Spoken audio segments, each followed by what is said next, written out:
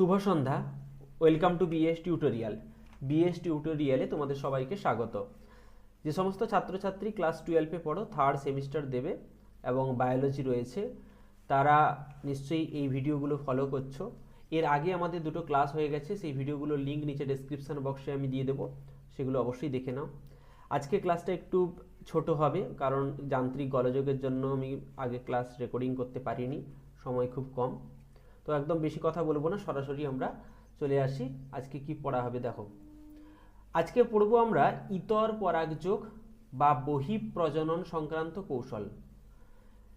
ইতর পরাগযোগ সংক্রান্ত কৌশলগুলো কৌশল কি না, সপুষ্পক উদ্ভিদ যে সমস্ত কৌশলের সাহায্যে স্বপরাগযোগে বাধা সৃষ্টি করে, মানে কিছু কিছু সপুষ্পক উদ্ভিদ রয়েছে এবং কিছু কিছু তো উদ্ভিদ অবশ্যই উভলিঙ্গ উদ্ভিদ, তাও সেখানে কিন্তু ইতর পরাগযোগ ঘটে, কারণ কিছু কিছু বিশেষ বৈশিষ্ট্যের জন্য তাদের ওই স্বপরাগযোগের বাধা সৃষ্টি হয়। সেই সমস্ত কৌশলগুলিকে ইতর পরাগযোগ সংক্রান্ত কৌশল বা বহিঃপ্রজনন কৌশল আমরা বলবো।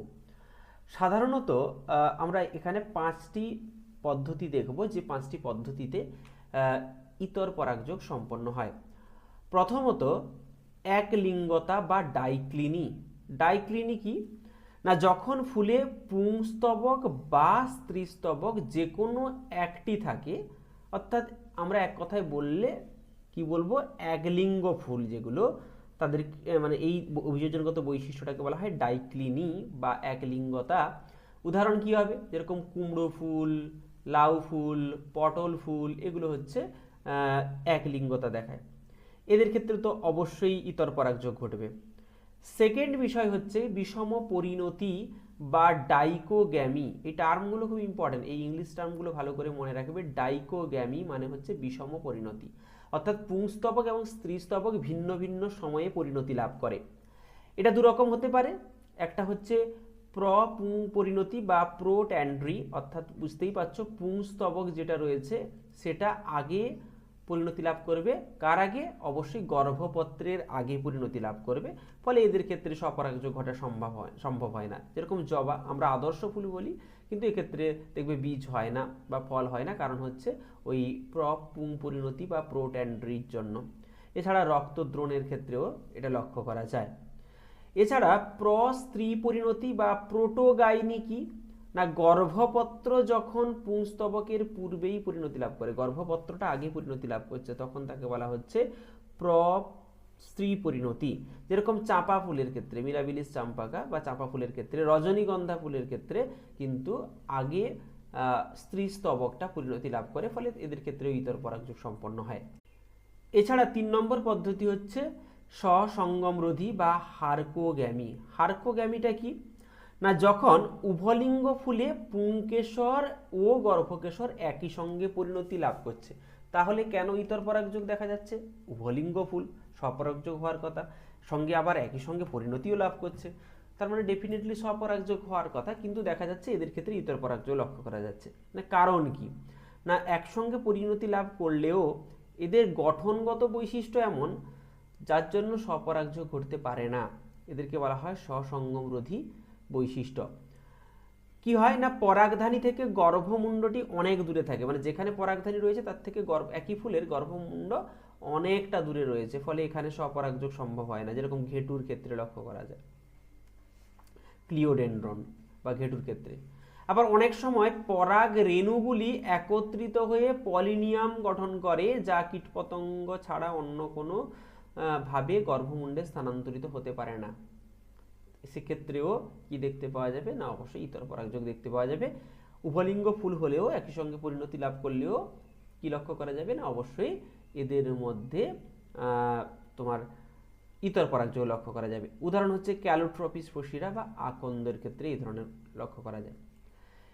4 নম্বর যে বৈশিষ্ট্যের জন্য তোমার ইতর পরাগযোগ ঘটে সেটা হচ্ছে কি অসমরূপতা বা হেটারোমরফিজম। এই হেটারোমরফিজম ব্যাপারটা কি না, অনেক উভলিঙ্গ ফুলে পুংকেশর ও গর্ভকেশরের অসম দৈর্ঘ্যের জন্য স্বপরাগযোগ সম্ভব হয় না।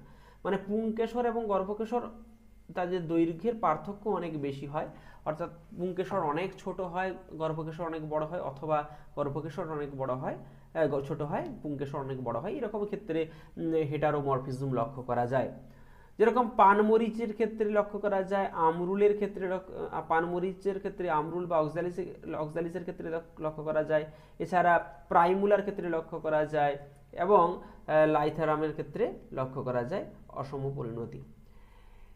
এবং 5 নম্বর কি না, 5 নম্বর হচ্ছে সেলফ স্টেরিলিটি, স্ববন্ধাত্ব। এই স্ববন্ধাত্ব কি না, কখনো কখনো কি হয় না, একই ফুলে পরাগরেণু সেই ফুলের গর্ভমুণ্ডে পড়ছে, তার মানে উভলিঙ্গ ফুল, সেই যে ফুলের পরাগরেণুটা সেই ফুলের গর্ভমুণ্ডে স্থানান্তরিত হচ্ছে, কিন্তু ওই গর্ভমুণ্ডে স্থানান্তরিত হলেও সেটা কিন্তু কার্যকর হতে পারে না, তখন সেলফ স্টেরিলিটি বা স্ববন্ধাত্ব বলা হয়।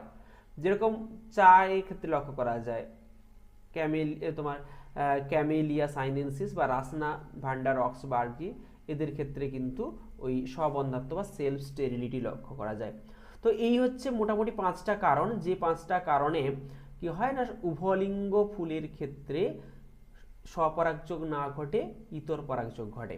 এরপরে আমরা দেখব যে স্বপরাগযোগের অভিযোজন, অর্থাৎ কোন কোন অভিযোজনগত বৈশিষ্ট্যের জন্য কোনো ফুলে বাধ্যতামূলকভাবে স্বপরাগযোগ ঘটবে। সেগুলো কি কি না, সেগুলো হচ্ছে দেখো ক্লিস্টোগ্যামি। ক্লিস্টোগ্যামি মানে হচ্ছে ফুল কিন্তু প্রস্ফুটিত হচ্ছে, কিন্তু পুরোপুরিভাবে প্রস্ফুটিত হয় না, পুরোপুরিভাবে উন্মুক্ত হয় না যে সেখানে ইতর পরাগযোগ ঘটবে, তাই বাধ্যগতভাবে সেখানে কিন্তু স্বপরাগযোগ ঘটতেই হবে। এক্ষেত্রে পরিণত ফুল কখনোই, যেটা বললাম যে প্রস্ফুটিত বা উন্মুক্ত হয় না।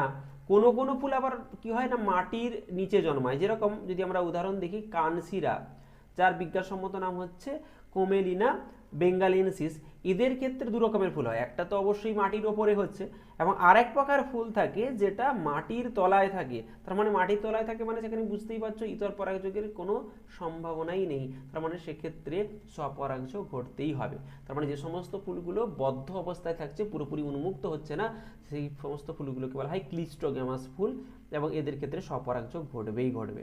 এছাড়া আর কি না, সমপরিণতি। সমপরিণতি মানে হচ্ছে হোমোগ্যামি, অর্থাৎ গর্ভমুণ্ড এবং পরাগধানী একদম একই সময়ে বা খুব কাছাকাছি থাকে এবং একই সময়ে পরিণতি লাভ করে, তখন তাকে বলা হচ্ছে সমপরিণতি বা হোমোগ্যামি, এবং ডেফিনেটলি সেক্ষেত্রে স্বপরাগযোগ ঘটবে, যেরকম সন্ধ্যা মালতী বা মিরাবিলিস চালাপার ক্ষেত্রে লক্ষ্য করা যায়। তো এই হচ্ছে স্বপরাগযোগ সংক্রান্ত কিছু অভিযোজনগত বৈশিষ্ট্য। এরপরে চলে আসো ইতর পরাগযোগের সুবিধা এবং অসুবিধাগুলো কি কি।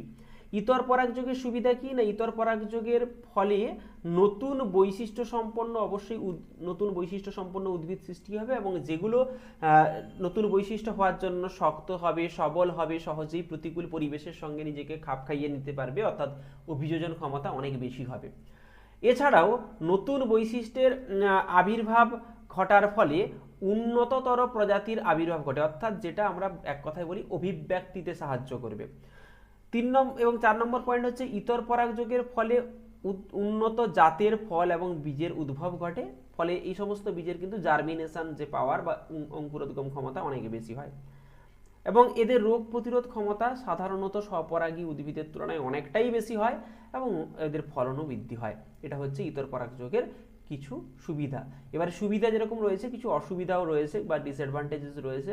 ইতর পরাগযোগের ডিসঅ্যাডভান্টেজগুলো কি কি না, ইতর পরাগযোগের জন্য অবশ্যই একটা ক্যারিয়ার বা বাহকের প্রয়োজন হয়, আর বাহকের প্রয়োজন হয় বলে এই পরাগযোগ অনেক সময়ই কিন্তু অনিশ্চিত হয়ে পড়ে, মানে নিশ্চিতভাবে যে এই পরাগযোগটা ঘটবে এরকম কোনো ব্যাপার থাকে না।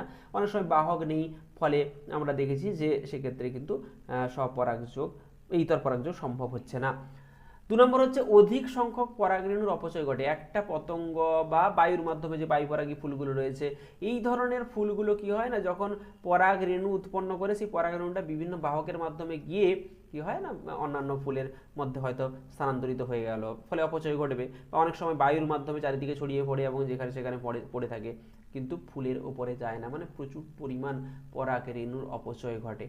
3 নম্বর হচ্ছে প্রজাতির বিশুদ্ধতা নষ্ট হয়। যেহেতু ইতর পরাগযোগ ঘটছে, তার মানে একটা ফুল থেকে, একটা বৈশিষ্ট্য সম্পন্ন ফুল থেকে পরাগরেণু অন্য একটি বৈশিষ্ট্য সম্পন্ন ফুলে স্থানান্তরিত হতে পারে, ফলে নতুন বৈশিষ্ট্যের তো ডেফিনেটলি আবির্ভাব ঘটবে। ফলে নতুন বৈশিষ্ট্য যখন আবির্ভাব ঘটছে, অর্থাৎ প্রজাতির বিশুদ্ধতা বজায় থাকছে না, মানে ক্লোন তৈরি হচ্ছে না। 4 নম্বর হচ্ছে ক্ষতিকর কোনো বৈশিষ্ট্যের আবির্ভাব ঘটতে পারে। এবারে কোনো একটি অনুন্নত বৈশিষ্ট্য বা ক্ষতিকারক বৈশিষ্ট্য সম্পন্ন উদ্ভিদের সঙ্গে পরাগ সংযোগ ঘটার পরে নতুন একটা বৈশিষ্ট্য সৃষ্টি হয়ে যেতে পারে, যেটা তোমার সাধারণত ক্ষতিকারক হয়। আর 5 নম্বর হচ্ছে অর্থনৈতিক দিক থেকে গুরুত্বহীন, কারণ উন্নত বৈশিষ্ট্যগুলি ধারাবাহিকভাবে বজায় রাখা যায় না, কারণ বৈশিষ্ট্যের মিশ্রণ ঘটে। এই হচ্ছে ইতর পরাগযোগের কিছু অসুবিধা। এবারে চলে আসো স্বপরাগযোগ ও ইতর পরাগযোগের মধ্যে পার্থক্য। পার্থক্যটা কি না, স্বপরাগযোগ তো অবশ্যই উভলিঙ্গ ফুলে ঘটে, দুটি পৃথক ফুলে ঘটে। দুটি পৃথক ফুলের পরাগ সংযোগও কিন্তু ঘটতে পারে, কিন্তু পৃথক ফুলের মানে একই উদ্ভিদে দুটো পৃথক ফুলে, অর্থাৎ যাকে গেইটেনোগামী বলা হয়। কিন্তু ইতর পরাগযোগে দুটি অবশ্যই পৃথক উদ্ভিদের পৃথক ফুলের মধ্যে ঘটবে। স্বপরাগযোগের বাহকের প্রয়োজন নেই, কিন্তু ইতর পরাগযোগে অবশ্যই বাহকের প্রয়োজন রয়েছে। স্বপরাগযোগী রেণুর অপচয় তুলনামূলকভাবে কম হয়, ইতর পরাগযোগের ক্ষেত্রে রেণুর অপচয় অনেকটা বেশি হয়ে থাকে। স্বপরাগযোগের পরাগযোগের সম্ভাবনা অনেকটাই বেশি, মানে অলমোস্ট আমরা 100% বলতে পারি স্বপরাগযোগে পরাগ সংযোগ ঘটবেই। ইতর পরাগযোগে কিন্তু অনেকটা কম, যদি বাহক না থাকে বা বিভিন্ন ধরনের প্রতিকূল পরিস্থিতিতে এদের পরাগ সংযোগটা কিন্তু ব্যাহত হতে পারে। স্বপরাগযোগের নতুন বৈশিষ্ট্য সৃষ্টি হওয়ার সম্ভাবনা প্রায় নেই বললেই চলে, কিন্তু তোমার ইতর পরাগযোগের ক্ষেত্রে নতুন বৈশিষ্ট্যের সৃষ্টির সম্ভাবনা যথেষ্ট রয়েছে। স্বপরাগযোগের ক্ষেত্রে তোমার শুধু উভলিঙ্গ ফুলে দেখা যায়, কিন্তু ইতর পরাগযোগ উভলিঙ্গ এবং একলিঙ্গ উভয় ফুলে দেখা যেতে পারে। স্বপরাগযোগে বিবর্তনে তেমন কোনো ভূমিকা নেই, কিন্তু ইতর পরাগযোগে তোমার বিবর্তনে সক্রিয় ভূমিকা পালন করে। স্বপরাগযোগের ক্ষেত্রে বীজের অঙ্কুরোদ্গম ক্ষমতা অনেকটা কমে যায়, কারণ নতুন বৈশিষ্ট্য সৃষ্টি হয় না, উন্নত বৈশিষ্ট্য সবল উদ্ভিদ সৃষ্টি হয় না, ফলে এদের অঙ্কুরোদ্গম ক্ষমতা অনেকটাই কম হয়। কিন্তু ইতর পরাগযোগের ক্ষেত্রে সেই অসুবিধাটা থাকে না, এখানে সচরাচর এদের অঙ্কুরোদ্গম ক্ষমতা অনেক বেশি হয়। স্বপরাগযোগের জিনোটাইপগত বিশুদ্ধ অপত্যের সৃষ্টিতে সাহায্য করে স্বপরাগযোগ, আর ইতর পরাগযোগ হচ্ছে জিনোটাইপগতভাবে বিশুদ্ধ বৈশিষ্ট্য সৃষ্টি হয় না, এখানে বৈশিষ্ট্যের বিস্তরণ ঘটে, নতুন বৈশিষ্ট্য সৃষ্টি হয়। আর উদাহরণগুলো মনে রাখবে, এইগুলো হচ্ছে স্বপরাগযোগ এবং ইতর পরাগযোগের কিছু পার্থক্য। এরপরে আমরা দেখব কি পরাগ গর্ভকেশর প্রতিক্রিয়া বা পোলেন পিস্টিল ইন্টারাকশন। এই পরাগ এবং গর্ভকেশর প্রতিক্রিয়া বিষয়টা একটু ভালো করে বুঝবে। সাধারণত আমরা কি দেখি না, কোনো একটা ফুলে থেকে পরাগ রেণু আর একটা ফুলে স্থানান্তরিত হতে পারে বা ওই ফুলে স্থানান্তরিত হতে পারে। এবারে দেখা গেল তোমার বাড়িতে তুমি কি করেছো না, দু ধরনের উদ্ভিদ তুমি লাগিয়েছো, একটা হচ্ছে লাউ গাছ আর একটা হচ্ছে কুমড়ো গাছ। এবারে দেখা গেল যে লাউ গাছের পরাগরেণু কোনো বাহকের মাধ্যমে গিয়ে কুমড়ো গাছের গর্ভমুণ্ডে স্থানান্তরিত হয়ে গেল, তাহলে কি আর মানে কুমড়ো গাছে লাউ ধরবে না। আবার দেখা গেল যে কুমড়ো গাছের কোনো পরাগরেণু গিয়ে লাউ গাছের গর্ভমুণ্ডে স্থানান্তরিত হলো, তার মানে সেক্ষেত্রেও কিন্তু লাউ গাছে কুমড়ো ধরার সম্ভাবনা নেই। এটা কেন হয়, মানে কি কারণে এটা হয় না, বা কি কারণে লাউ গাছ বা কুমড়ো গাছ বা যে কোনো উদ্ভিদ বুঝতে পারে যে এটা ভিন্নধর্মী উদ্ভিদের পরাগরেণু, ফলে সেটা কার্যকর হয় না। এই যে প্রতিক্রিয়া, এই প্রতিক্রিয়াটাকে বলা হয় পোলেন পিস্টিল প্রতিক্রিয়া। অর্থাৎ যখন কোনো পরাগরেণু যখন ধরো কোনো একটা পরাগরেণু, এই পরাগরেণুগুলো যখন কোনো গর্ভমুণ্ডে স্থানান্তরিত হয়, এই গর্ভমুণ্ডে স্থানান্তরিত হওয়ার পরে কি হয় না, এই গর্ভমুণ্ডে স্থানান্তরিত হওয়ার পরে এদের মধ্যে কিছু অন্তঃক্রিয়া সম্পন্ন হয়। এদের মধ্যে কার মধ্যে অন্তঃক্রিয়া না, পরাগরেণুটা এবং গর্ভমুণ্ডের মধ্যে অন্তঃক্রিয়া সম্পন্ন হয়। এই অন্তঃক্রিয়াটাকেই বলা হয় পোলেন পিস্টিল ইন্টারাকশন। এবারে সপুষ্পক উদ্ভিদের যৌন জনন পরাগ গর্ভকেশর অন্তঃক্রিয়ার যে পারস্পরিক প্রক্রিয়া তার উপর নির্ভর করে। পরাগের মধ্যে বহিঃকোষীয় অন্তঃকোষীয় প্রভাব দেখা যায়, যার ফলস্বরূপ বৃদ্ধিপ্রাপ্ত পরাগনালীর মাধ্যমে পুংগ্যামেটগুলি বাহিত হয় এবং নিষেকের জন্য ডিম্বকে প্রবেশ করে। অর্থাৎ যখন একটি ফুলের বা তোমার অন্য ফুলের ওই পরাগধানী থেকে কোনো পরাগরেণু নির্গত হচ্ছে, এই পরাগরেণুগুলো সেটা বাহকের মাধ্যমে বাহিত হয়ে কি হয় না, কোনো গর্ভমুণ্ডে স্থানান্তরিত হয়। যখনই গর্ভমুণ্ডে স্থানান্তরিত হয় তখনই এই যে পরাগরেণুটা যাচ্ছে, সেই পরাগরেণুর মধ্যে কিন্তু গ্যামেটও থাকে, এবং সেই গ্যামেটটা যখন ওই স্টাইল বা গর্ভদণ্ডের মধ্য দিয়ে ভ্রূণস্থলিতে প্রবেশ করবে, তখন নিষেক প্রক্রিয়াটি সম্পন্ন হবে, অর্থাৎ তার ফলে বীজ এবং ফল উৎপন্ন হবে। এই হচ্ছে অন্তঃক্রিয়াটার উপরে নির্ভর করে। এবারে এই অন্তঃক্রিয়াটাকেই বলা হচ্ছে পোলেন পিস্টিল অন্তঃক্রিয়া। এবারে অনেক সময় দেখতে পাওয়া যাচ্ছে যে পরাগরেণু গর্ভমুণ্ডে স্থানান্তরিত হওয়ার পরেও কার্যকর হচ্ছে না। কি কি কি কারণে কার্যকর না হতে পারে? মানে ধরো আমি যদি দেখি যে একটি পরাগরেণু একটা পরাগধানী থেকে, এইটা হচ্ছে পরাগধানী, এই পরাগধানী থেকে কি উৎপন্ন হলো? কিছু পরাগরেণু উৎপন্ন হলো। এই পরাগধানী থেকে যে পরাগরেণুগুলো উৎপন্ন হলো, সেই পরাগরেণুগুলো বাহকের মাধ্যমে পরিবাহিত হয়ে কোথায় পৌঁছায়? না অবশ্যই কোনো ফুলের গর্ভমুণ্ডে এসে পড়লো। এবারে ফুলের গর্ভমুণ্ডে যখন স্থানান্তরিত হয়, এবারে এটা হচ্ছে স্ত্রীস্তবক, এটা হচ্ছে কি স্টিগমা, স্টিগমা বা গর্ভমুণ্ড, আর এটা হচ্ছে স্টাইল বা গর্ভদণ্ড, আর ওভারি বা গর্ভাশয়, এবং এর মধ্যে ধরো এমব্রায়ো স্যাক রয়েছে। এটা ওভারির মধ্যে কি রয়েছে? না এর মধ্যে এমব্রায়ো স্যাক রয়েছে বা ভ্রূণস্থলী, এমব্রায়ো স্যাক, যেটা অবশ্যই ডিম্বকের মধ্যে থাকে। এবার এই পরাগরেণুগুলো স্থানান্তরিত হলো, পরাগরেণু যখন স্থানান্তরিত হয় এখানে, তখন এদের মধ্যে অন্তঃক্রিয়া ঘটে। এবারে দেখা যায় অনেক ক্ষেত্রে এই পরাগরেণু একই ফুলের পরাগরেণু স্থানান্তরিত হলেও, বা একই প্রজাতির অন্য একটা ফুলের পরাগরেণু স্থানান্তরিত হলেও কিন্তু সেটা ওই পোলেন টিউব গঠন করে না, এরকম পোলেন টিউব গঠন করে না। কি হয়? না পরাগ সংযোগটা ফলপ্রসূ হয় না। তো কি কি কারণে হতে পারে? এরকম 5টি কারণ রয়েছে যে কারণে পরাগরেণু গর্ভমুণ্ডে স্থানান্তরিত হওয়ার পরেও কার্যকারী হয় না। সেই কারণগুলো চলো একটার পর একটা দেখে নিই। 1 নম্বর হচ্ছে পরাগ এবং ফুলের গর্ভমুণ্ডের ওপর পাতিত। আচ্ছা, এখানে দিয়েছে কি কিভাবে কোন কোন ধাপে সম্পন্ন হয়, আগে ধাপগুলো দেখে নিই, তারপরে আমরা কারণগুলোয় আসবো। প্রথম হচ্ছে কি কি ঘটনা ঘটে এই ইন্টারাকশনের সময়? না প্রথমে হচ্ছে পরাগরেণু, এই যে পরাগরেণুগুলো গর্ভমুণ্ডে এসে পাতিত হচ্ছে বা স্থানান্তরিত হচ্ছে, এটা হচ্ছে ফার্স্ট প্রক্রিয়া। সেকেন্ড প্রক্রিয়ায় কি ঘটে? না পরাগ এবং গর্ভকেশর মধ্যস্থ কিছু রাসায়নিক পদার্থের পারস্পরিক অন্তঃক্রিয়ার ফলেই পরাগ গর্ভকেশরের মধ্যে একটি প্রতিক্রিয়া সৃষ্টি হয় বা প্রতিক্রিয়া ঘটে। অর্থাৎ এই পরাগ রেণুগুলো এবং এই স্টিগমা যে আছে এর মধ্যে যে রাসায়নিক উপাদানগুলো থাকে এদের মধ্যে কিছু আন্তঃক্রিয়া সম্পন্ন হয়।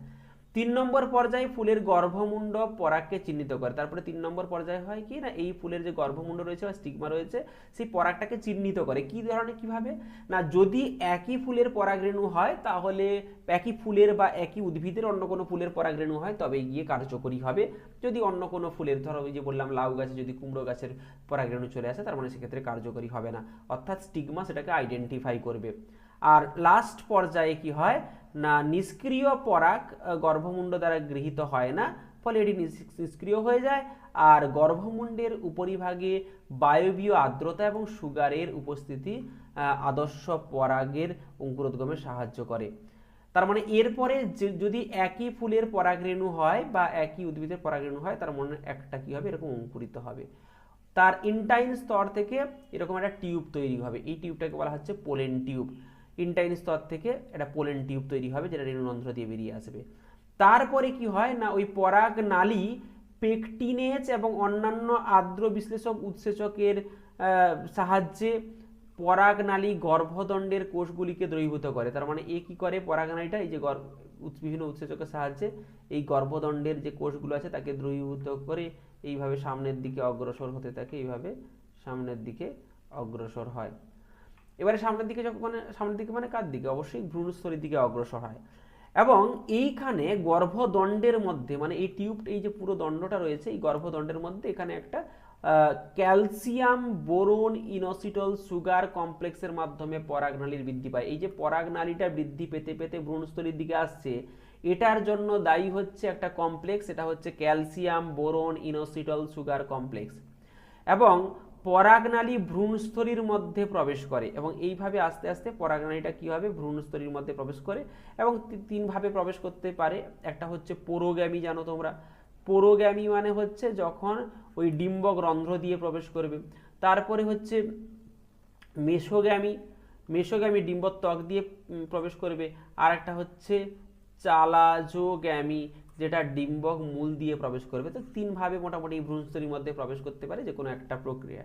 এবারে যখন ভ্রূণস্থলীর মধ্যে প্রবেশ করবে তখন তার মধ্যে বাকি অন্তঃক্রিয়াগুলো সম্পন্ন হবে, তার মধ্যে নিষেক সম্পন্ন হবে।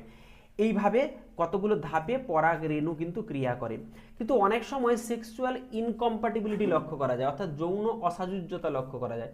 এই যৌন অসাযুজ্যতা বা সেক্সুয়াল ইনকম্প্যাটিবিলিটি কি না, পরাগরেণু এবং গর্ভাশয়ের যে প্রতিক্রিয়া সেটা অনেক সময় কি হয় না, ফলপ্রসূ হয় না।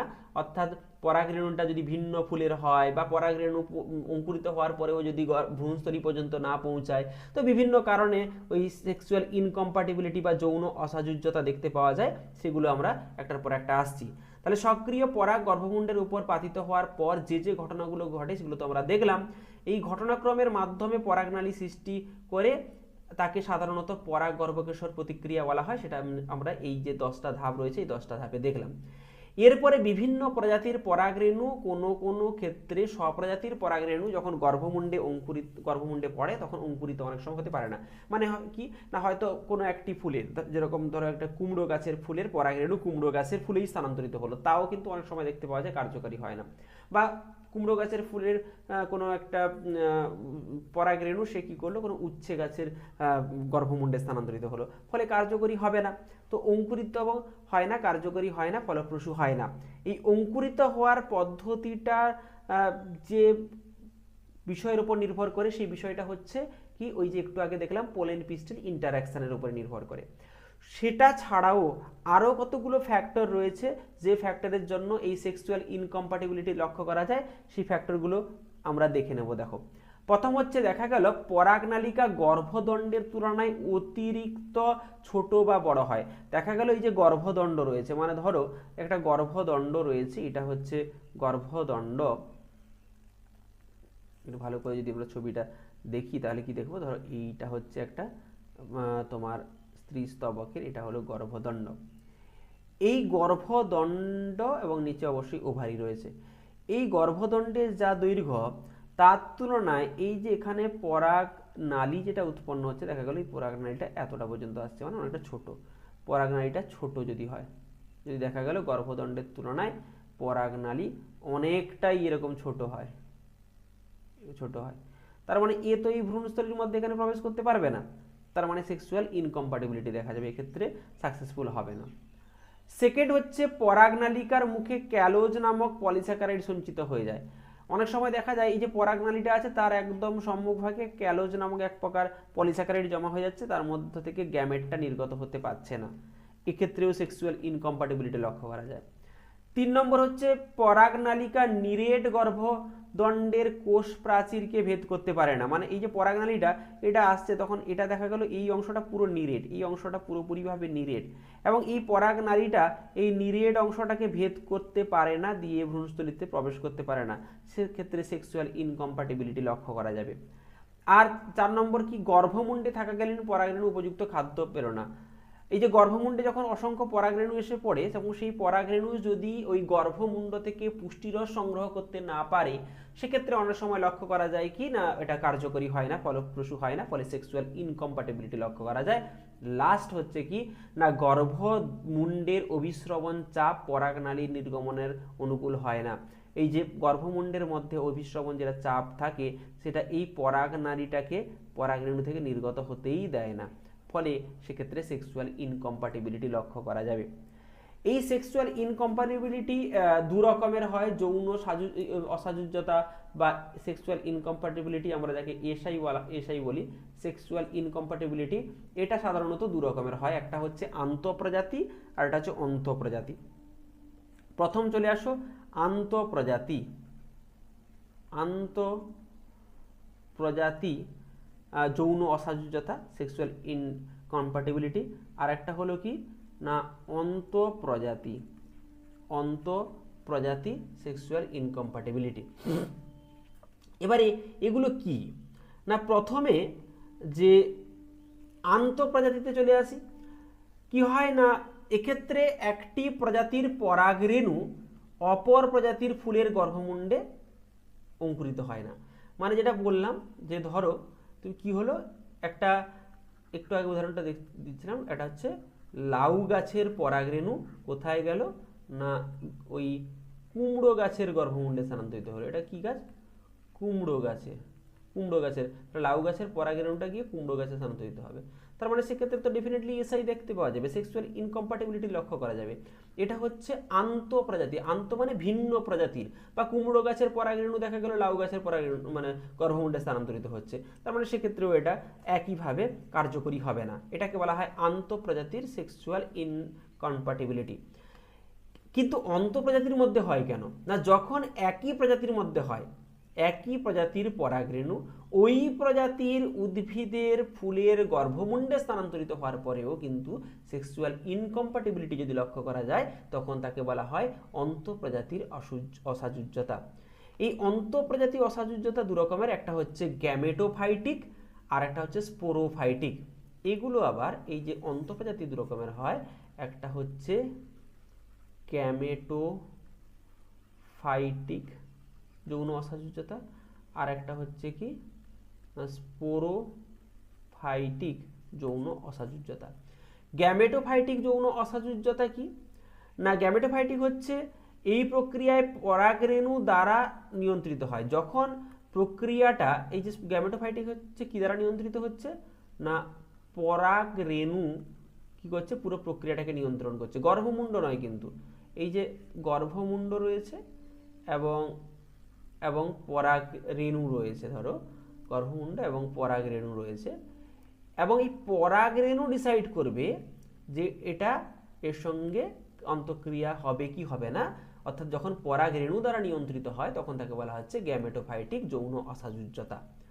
আর স্পোরোফাইটিক কি না, এক্ষেত্রে অসাযুজ্যতা পরাগরেণু উৎপাদনকারী ডিপ্লয়েড স্পোরোফাইটিক কোষ দ্বারা নিয়ন্ত্রিত হয়। তার মানে স্পোরোফাইটিকের ক্ষেত্রে ডিপ্লয়েড টুয়েন স্পোরোফাইটিক অর্থাৎ স্পোর মাদার সেল দ্বারা নিয়ন্ত্রিত হয় যদি, তখন তাকে বলা হয় স্পোরোফাইটিক যৌন অসাযুজ্যতা।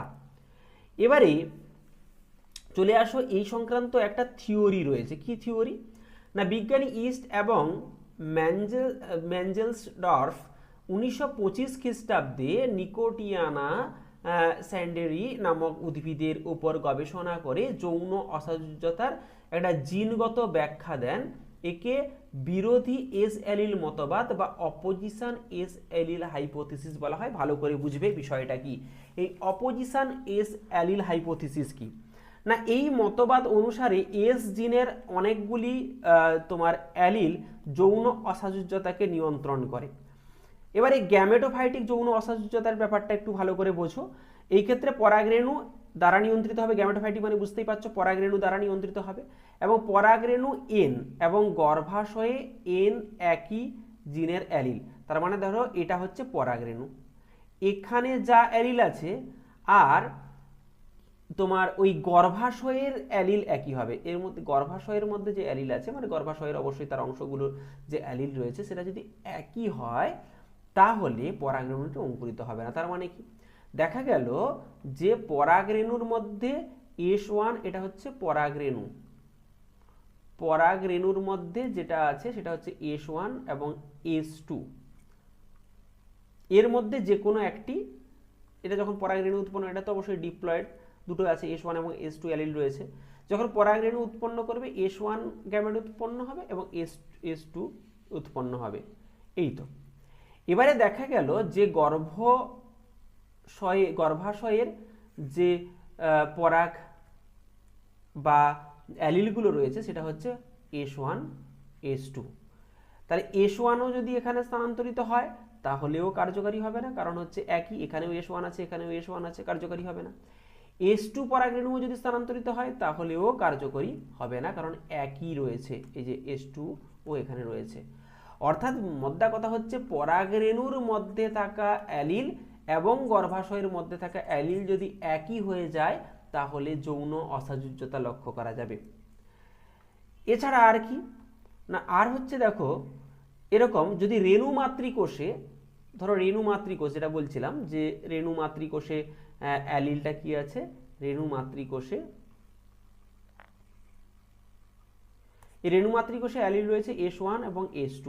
এখান থেকে যখন মিওসিস প্রক্রিয়ায় রেণু উৎপন্ন হবে, মিওসিস ঘটছে, রেণু উৎপন্ন হচ্ছে এবং 4 প্রকার রেণু উৎপন্ন হবে। সেই রেণুতে কি হবে না S1 এবং S2, তো এই দুটো গ্যামেট উৎপন্ন হবে। মিওসিসে যদিও একাধিক কোষ উৎপন্ন হয় কিন্তু অর্ধেক যখন হয়ে যাচ্ছে হয় S1 অ্যালিল থাকবে না হলে S2 অ্যালিল থাকবে। এবারে এটা হলো রেণুমাতৃ কোষে। এবারে গর্ভাশয়ের যে অ্যালিলের সমন্বয়, তাহলে গর্ভাশয়ের অ্যালিল কি রয়েছে না, এখানে রয়েছে S1 এবং S1 এবং S2। তাই এই রেণুগুলো যখন গর্ভাশয়ে স্থানান্তরিত হবে ডেফিনেটলি ক্রিয়া করবে না। ব্যাপারটা বুঝতে পারলে তো? অর্থাৎ গর্ভাশয় এবং তোমার রেণুর মধ্যে যদি অ্যালিল সেম হয় তাহলে যৌন অসাজুজ্যতা ডেফিনেটলি লক্ষ্য করা যাবে। আর নেক্সট হচ্ছে কি না, রেণু মাতৃকোষে যদি এরকম হয়, ধরো রেণু মাতৃকোষে S1 S2 এর পরিবর্তে কি হলো, রেণু মাতৃকোষে ক্রোমোজোম সংখ্যা মানে অ্যালিলগুলো হচ্ছে S3 এবং S4, এটা রেণু মাতৃকোষে। এখান থেকে যখন অ্যালিল মানে গ্যামেট স্পোর উৎপন্ন হবে তাহলে এখানে হবে S3 অথবা S4 অ্যালিল সম্পন্ন। আর গর্ভাশয়ে কি রয়েছে, S1 S2 রয়েছে। তার মানে এগুলো যখন এখানে স্থানান্তরিত হবে তার মানে ডেফিনেটলি এখানে যৌন অসাজুজ্যতা দেখা যাবে না, যৌন অসাজুজ্যতা 0% হবে, এখানে কিন্তু ফলপ্রসূ হবে, কারণ ভিন্ন অ্যালিল রয়েছে। আবার S3 যে অ্যালিল সম্পন্ন রেণু যদি স্থানান্তরিত হয় তাও কার্যকরী হবে, সেক্ষেত্রে যৌন অসাজুজ্যতা লক্ষ্য করা যাবে না। তাহলে মোদ্দা কথা একটাই, সেটা হচ্ছে রেণুতে যদি যে অ্যালিল রয়েছে হুবহু একই অ্যালিল যদি গর্ভাশয়ে থাকে তাহলে যৌন অসাজুজ্যতা লক্ষ্য করা যাবে, যৌন অসাজুজ্যতা তখন 100% থাকবে। কিন্তু যদি রেণু মাতৃকোষ বা রেণুতে যে অ্যালিল রয়েছে তার থেকে গর্ভাশয়ের যে অ্যালিল সেটা সম্পূর্ণ আলাদা হয়, তার মানে যৌন অসাজুজ্যতা লক্ষ্য করা যাবে না, সেক্ষেত্রে ওই এদের মধ্যে অন্তঃক্রিয়া সম্পন্ন হবে, তার মানে সেক্ষেত্রে যৌন অসাজুজ্যতা 0% হবে। এই হচ্ছে সেক্সুয়াল ইনকম্প্যাটিবিলিটি। তো গ্যামেটোফাইটিক এবং স্পোরোফাইটিক যে সেক্সুয়াল ইনকম্প্যাটিবিলিটি রয়েছে তাদের মধ্যে একটু পার্থক্যটা দেখবে। পরের ক্লাসে আমরা কি পড়বো, পরের ক্লাসে পড়বো পুংলিঙ্গধর এবং স্ত্রীলিঙ্গধরের উৎপত্তি, এবং আশা করি পরের ক্লাসে এই চ্যাপ্টারটা আমরা শেষ করব, তারপরে এই চ্যাপ্টার থেকে গুরুত্বপূর্ণ এমসিকিউগুলো আলোচনা করব। যারা এখনো পর্যন্ত এই ভিডিওটা দেখছো অবশ্যই তারা শেয়ার করো, লাইক করো। আর তোমরা কমেন্ট কিন্তু করছো না, তোমরা অবশ্যই কমেন্ট করে জানাও যে এই ভিডিও লেসনগুলো তোমাদের কাছে হেল্পফুল হচ্ছে কি হচ্ছে না। আর যারা এখনো সাবস্ক্রাইব করোনি অবশ্যই সাবস্ক্রাইব করে নাও, বন্ধুদের সঙ্গে শেয়ার করো। Good night, thank you.